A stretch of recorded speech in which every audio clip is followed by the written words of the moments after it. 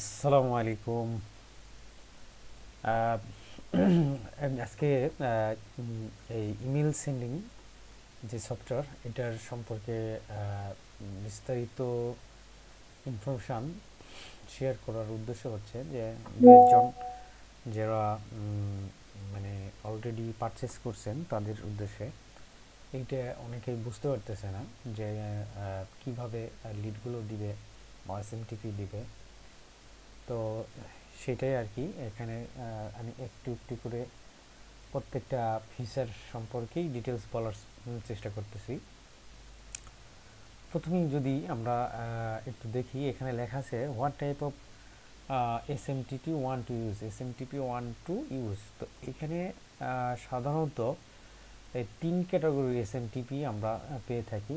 তো তার ভিতরে যে কোনো একটি আপনার এসএমটিপি যেগুলো ইউজ করবেন সেটার সাথে মিলবে। তো যেটা মিলবে সেটাতে আপনি যদি এসএমটিপি এসএসএল এর হয় তাহলে এসএসএল, যদি এসএসএল অ্যাক্টিভ না থাকে তাহলে এটা অ্যাক্টিভ থাকবে, অথবা এটা কোনো না কোনো একটা থাকবে। তো যেটা থাকবে সেটা আপনাকে দেখে দেন এটা সিলেকশন করতে হবে। তারপরে আপনার বডি মেসেজ, অর্থাৎ ইমেলের যে বডিতে যে মেসেজটা করবেন সেটা কি টেক্সট হবে নাকি এইচটিএমএল হবে। যদি এইচটিএমএল হয় তাহলে এইচটিএমএল সিলেকশন করতে হবে, দেন এইচটিএমএলের কোডগুলো এখানে দিয়ে দিতে হবে। তো আমি এখানে দুটা রাখছি। এখানে যদি আমি আসি যে এইখানে যখন আপনি টেক্সট করবেন মেসেজ, তখন এইভাবে আপনি হ্যালো এখানে নামের এখানে নাম দিয়ে দিলেন, ঠিক এইভাবে দিলেই হবে নেম। তাহলে আপনার ইমেলের যে মেলের যে নেম সেটাই কিন্তু এখানে চলে আসবে। আর এখানে এই যে এই চিহ্নগুলো দিয়ে আপনার প্রত্যেকটা ওয়ার্ডকে আমরা অল্টারনেটিভভাবে সাজাবো। যত অল্টারনেটিভ সাজাবো তত কিন্তু এটা র্যান্ডমলি চেঞ্জ হবে। এক একটা বার এক একটা ওয়ার্ড ধরে সে কিন্তু সেন্ড করবে, কখনোই একটির সাথে একটা মিল হবে না। এখন আপনি চ্যাটজিপিটির হেল্প নিতে পারেন বা নিজে রাইটিং করতে পারেন। যত বেশি অল্টারনেটিভ করবেন আপনার ইনবক্স ডেলিভারি রেশিও অনেক বেশি ইনক্রিজ করবে আর কি। তো এটা গেল হচ্ছে আপনার প্লেন টেক্সটের বিষয়। তো এখন যদি এইচটিএমএল হয়, তো এইচটিএমএল ক্ষেত্রে কিন্তু সেম বিষয়, যেখানে যেখানে আপনার টেক্সট আছে ওইখানে কিন্তু ওই জিনিসগুলো বসায় দিতে হবে। হ্যাঁ, যেখানে যেমন এখানে আপনার লেখা আছে ইনভয়েস নাম্বার, ইনভয়েস নাম্বারের অল্টারনেটিভ কি, সেইগুলো আমি যদি আরও সহজভাবে বুঝাই যে এইখান থেকে সাপোজ আমার এইটা নিয়ে আসলাম, এই যে second bracket to second bracket আমাকে ক্লোজ করে দিতে হবে। আমি যদি এই ইনভয়েসের আন্ডারে আমি ধরেন ইনভয়েস এখানে লেখানো নাই, লেখা আছে এটা, তো তখন কি করবে সফটওয়্যারটা কিন্তু একবার অ্যাটাচমেন্ট দিয়ে সেন্ড করবে, কখনো একবার নোটিস, কখনো অ্যালার্ট, এইরকম এক এক সময় এক একটা ওয়ার্ড কিন্তু অল্টারনেটিভভাবে একটা একটা করে ডিফারেন্ট ডিফারেন্ট সেন্ডের জন্য ডিফারেন্ট ডিফারেন্ট হচ্ছে সিলেকশন করে সেন্ড করবে। এখানে যত আপনি অল্টারনেটিভ ওয়ার্ড দিয়ে বা সিমিলার ওয়ার্ড দিয়ে আপনি করবেন, সাজাবেন, তত আপনার কিন্তু আপনার কি বলবো সেন্ড হবে আর কি, ইনবক্সের জন্য খুব ভালো আর কি।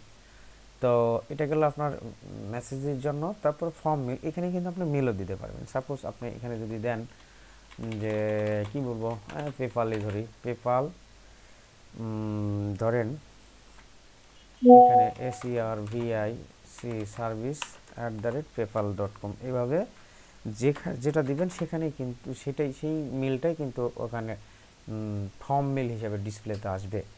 যদি আপনার এসএমটিপিতে সেই অ্যালাও থাকে, এসএমটিপিতে অনেক সময় ফ্রি যেগুলো আমরা ইউজ করি সেগুলো তো অ্যালাও থাকে না, সেই ক্ষেত্রে আপনার দেখা যাচ্ছে যে মেলটা না দিয়ে আপনার জাস্ট হয়তো একটা নাম এখানে দিলেন, সেই নামটা ওখানে ডিসপ্লেতে শো হবে। তারপরে হচ্ছে আপনার সাবজেক্ট লাইন কিন্তু আপনাকে 1 বাই 1 লাইন করে দিতে হবে। তো 1 বাই 1 লাইন কীরকম, যদি আচ্ছা এখানে না গিয়ে এখানে যদি আমি দেখি 1 বাই 1 লাইন, এই বাবা, আচ্ছা এটা যে আমি এইভাবে এই যে এরকম কিন্তু অনেক সাবজেক্ট আপনি এখানে এরকম 1 বাই 1 এরকম লাইন করে দিতে পারবেন। তো এইখানে কি হবে, আপনি লাইন বাই লাইন করে দিবেন ঠিকই, কিন্তু বুট কি করলে আলটিমেটলি টোটাল যে লাইনগুলো আছে সেই লাইনগুলো সে সফটওয়্যারের ভিতরে আগে রিড করে নেবে, নেওয়ার পরে সে র্যান্ডমলি একবার একটা সেন্ড করবে। সে কখনোই একই হচ্ছে সাবজেক্ট কিন্তু বারবার সেন্ড করবে না। র্যান্ডমলি চেঞ্জ করবে। তারপরে হলো যে এখানে হলো আপনার অ্যাটাচমেন্ট, মানে অনেক সময় ইমেলের সাথে অ্যাটাচমেন্ট পিডিএফ দেওয়া লাগে বা ছবি দেওয়া লাগে। তো সেই ক্ষেত্রে এইগুলো কিন্তু আপনার যে কোনো একটি ছবি দিলেই আপনার হবে। দেখা যাচ্ছে যে কোনোভাবে একটা পিডিএফ বা পিকচারকে আপনার সুন্দর মতো করে ডেকোরেট করে আপনার হচ্ছে এই ফোল্ডারে দিয়ে দিলেন। দেওয়ার পরে কি আপনি যখন সফটওয়্যারটা রান করবেন, প্রত্যেকটা মেসেজ সেন্ডিংয়ের সময় ওর যে ইমেজ থাক আর পিডিএফ থাক সেটা কিন্তু প্রত্যেকবার রিনেম করবে, অপটিমাইজ করে তারপরে সেন্ড করবে, মানে বারবার একই সেন্ড করবে না। তারপরে এখানে লেখা আছে যে কতগুলো এসএমটিপি আমরা ইউজ করতে পারি। তো এখন আপনার যদি এসএমটিপি এরকম হয় যে অনেক আছে, দেখা যাচ্ছে যে এরকম অনেক থাকবে, দেখা যাচ্ছে কত থাকবে 500, 1000, 2000 যা থাকবে এখানে সেই সংখ্যাটা এখানে লেখা দিতে হবে। আপনার যদি সাপোজ যে 150টা আছে আপনার, ঠিক আছে, 150টা, এই 150টা এসএমটিপি আপনার লিস্টে যত থাকবে তত আর কি দিবেন, আমি যেটা বোঝাতে চাচ্ছি। এখন আপনি চাচ্ছেন যে একসাথে কতগুলো কাজ করবে, মানে অ্যাট এ টাইমে এসএমটিপিটা কতগুলো কাজ করবে। যদি কল্পনা করেন, একটু ব্রাউজার হিসেব করেন যে অ্যাট এ টাইমে কতগুলো এসএমটিপি বা মেল অ্যাট এ টাইমে লগ ইন করে কাজ করবে। তো আপনি যদি এখানে 150 দেন, একবারে কিন্তু 150টাই মনে করেন শুরু করে দেবে। আপনি যদি এরকম যে 50টা করেন তাহলে 50টা কাজ করবে, তারপরে 50টা, তারপরে 50টা, এরকম। আপনি যদি 10টা দেন তাহলে 10টা করে কাজ করবে, এইরকম। তারপরে কি এখানে সেন্ডিং হচ্ছে আপনার কোন ধরনের ইমেল প্রোভাইডারের এসএমটিপি আপনি ইউজ করতেছেন, সেটা কি জিমেল নাকি আউটলুক নাকি ইয়াহু, জিম্যাক্স, আরও আদার্স যে কোনো কিছু হইতে পারে। তারপরে কি এসএমটিপি লিস্ট আপনাকে সিলেকশন করে দিতে হবে। সেটা কীরকমভাবে দিবেন, এই যে দেখেন, প্রথমে আপনার হচ্ছে এসএমটিপি অ্যাড্রেস, তারপরে পোর্ট, তারপরে এসএমটিপি মেল যেটা, তারপরে কিন্তু অ্যাপ পাসওয়ার্ড আছে। তো অ্যাপ পাসওয়ার্ডের ক্ষেত্রে যেই এসএমটিপিগুলোতে অ্যাপ পাসওয়ার্ড আপনার অবশ্যই লাগবে সেগুলোতে অ্যাপ পাসওয়ার্ড দেওয়াই লাগবে, আর যেগুলোতে অ্যাপ পাসওয়ার্ডের প্রয়োজন নাই সেগুলোতে অ্যাপ পাসওয়ার্ড দেওয়া লাগবে না, এরকম আর কি, মানে কন্ডিশনের উপরে। বাট আপনার অথেন্টিকেশন যেটা আর কি দেওয়া আছে সেটা আপনাকে দিতে হবে, তাহলে সে আলটিমেটলি সে অটোমেটিক সব কিছু নিয়ে নেবে। তারপরে লিড আপনি দুইভাবেই দিতে পারেন, 1 by 1। আমি যদি এখানে আবার যাই, লিড কোথায় গেল, এই যে 1 by 1 লিস্ট করে যদি দেন সেক্ষেত্রেও হবে। আবার আপনি যদি এরকম করেন, যদি এরকম করেন যে একবারে হয়তো কি আপনার হলো 4টা, 5টা, 10টা, 20টা, 50টা, একটা লাইনে যা থাকবে এই একটা লাইন একবারে বুট রিড করবে এবং একবারেই কিন্তু সেন্ড করে দেওয়া হয়েছে, একবারে সেন্ড করে দেবে। তো এইভাবে আপনার 1 by 1 যত হচ্ছে আপনার গ্রুপ করে রাখবেন, সাপোজ আপনার 20টা করে একটা লাইনে আছে, তো 20টা করে একটা সেন্ড করে দেবে। এরকম যত খুশি আপনি কিন্তু একটা নোটপ্যাডে রাখবেন। তো ওই নোটপ্যাড থেকে উনি বুট কী করবে, একটা লাইন হচ্ছে প্রত্যেকটা সেন্ডের জন্য কপি করে নিবে, বা হচ্ছে না কাট করে নিবে, এটা কাট করে নিয়ে সেন্ড করে দেবে। যেটা সেন্ড করবে সেটা আর এই নোটপ্যাড প্লাস প্লাসে থাকবে না। এখন কথা হলো যে এখানে প্রত্যেকটা ইমেলে কতবার সেন্ড করবে, এই যে একটা লাইন সেন্ড করলো, এই লাইনে কত থাকবে। তো এখন আপনি ক্যালকুলেট করবেন কিভাবে। ধরেন আমরা জিমেল এর এসএমটিপি ইউজ করব, তাহলে আমার হচ্ছে এখানে দেওয়া আছে 4টা করে একটা গ্রুপ করছি, তো একটা লাইনে 4টা মিল আছে। তাহলে আমি যদি একটা জিমেল থেকে 10 বার সেন্ড করি, বা হ্যাঁ 10 বার যদি সেন্ড করি, তাহলে আমাদের কত আসতেছে, 4 × 10 = 40। তো আমি একটা মেল থেকে যদি 40টা সেন্ড করতে চাই, তাহলে কি আমাকে হিসাব করতে হচ্ছে যে এখানে 10 লিখতে হচ্ছে, তাহলে কিন্তু 40টা চলে যাচ্ছে। তো ঠিক এইভাবে ক্যালকুলেট করে আপনাকে হিসাব করতে হবে যে আমি কতগুলো সেন্ড করব পার মেল থেকে, সেই হিসাব করে এখানে দিতে হবে। আর যদি 1 by 1 লাইন থাকে, যেটা প্রথমে দেখালাম, তাহলে কি আপনার এখানে 40 লিখতে হবে, কিন্তু যে আমি একটা জিমেল থেকে 40টা সেন্ড করতে চাই, যেহেতু একটা করে আছে। আর এখানে কি আছে যে ওয়েটিং, মানে একটা সেন্ড করবে, সেটা এখন এই লাইনই হোক আর কি একটা মেলই হোক, এরকম একটা মেলই হোক, এটা সেন্ড করার পরে কতক্ষণ ওয়েট করার পর আবার একটি সেন্ড করবে, সেই টাইমটা।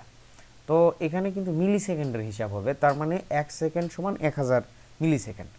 তো আমরা যদি এখানে এরকম করি, 15,000 দেওয়া আছে, মানে 15 সেকেন্ড। তো নর্মালি যে কোনো এসএমটিপির 5-7 সেকেন্ড ডিলে থাকলে ভালো। তো আমি নর্মালি মিনিমাম যে সেকেন্ড সেটা আমি 7 করে রাখছি। তো আমি যদি এখানে 15,000 দিই তাহলে কি করবে, আলটিমেটলি কি র্যান্ডমলি ডিলে টাইম হবে, কখনো 7 সেকেন্ড পর মারবে, কখনো 10 সেকেন্ড পর একটা সেন্ড করবে, কখনো আবার 11, কখনো 12, 10, 13। এতে এতে কি হবে, বুট ডিটেক্টেড হবে না এই বিষয়গুলোর কারণে। হ্যাঁ, তো তারপরে কি ভালো যদি ইনবক্স আমরা আশা করি সেক্ষেত্রে অবশ্যই প্রক্সি ইউজ করতে হবে। প্রক্সি টাইপ কেমন হয়, 3 ক্যাটাগরির প্রক্সি নর্মালি আমরা পাই। তারপরে কি প্রক্সির কখনো IP port, user name, password থাকে, কখনো থাকে না। যদি না থাকে তাহলে এইটা, আর যদি থাকে তাহলে এইটা। আর যদি সক্স 5 হয় তাহলে সক্স 5 এখানে সিলেকশন করে দিয়ে আপনার ফাইলটা চিনাই দিবেন। আর যদি মনে করেন যে এটা হয় তাহলে এইটা দিয়ে চিনাই দিবেন, যেটা হোক সেটা দিলেই হয়ে গেল। তো আবার যে পরের ইস্যু, যে অনেকে আমরা লাইন করতেছি বিভিন্ন অনলাইন টুল থেকে, এইরকম হচ্ছে একটা লাইন করার পর এরকম ফাঁকা ফাঁকা থাকতেছে। হ্যাঁ, এরকম থাকতেছে। তারপরে হলো আরও আমি ক্লিয়ার করি বিষয়টা, এইরকম যে আমি এখানে একটু দেখাই তাহলে বিষয়টা ক্লিয়ার হবে। এখানে এখানে স্পেস দিয়ে দিই, এই যে এইরকম থাকতেছে। তো এখন কথা হলো, এই বুট কিন্তু ফাঁকা স্পেস রিড করতে পারবে না, যে ফাঁকা থাকলেও কিন্তু এটা একটা এলিমেন্ট হয়ে যাবে। তখন কি হবে, আপনার মেলে এই ফাঁকা সহকারে একটা ওই আপনার টুতে হোক বা বিসিসি যেটাই হোক, আপনার সিসিসি যেখানেই হোক, তখন এটা সহকারে একটা মেল ধরবে। আর তখন কিন্তু আপনার সেন্ডিং ইরর আসতে পারে বা কোনো ঝামেলা হইতে পারে। আপনার সেক্ষেত্রে কোনোই আপনার এই ফাঁকা স্পেস রাখা যাবে না, আপনাকে এই ফাঁকা স্পেসটা সরাই দিতে হবে। তো সেক্ষেত্রে ফাঁকা স্পেস আপনি এমন করে সরাই দিতে পারেন।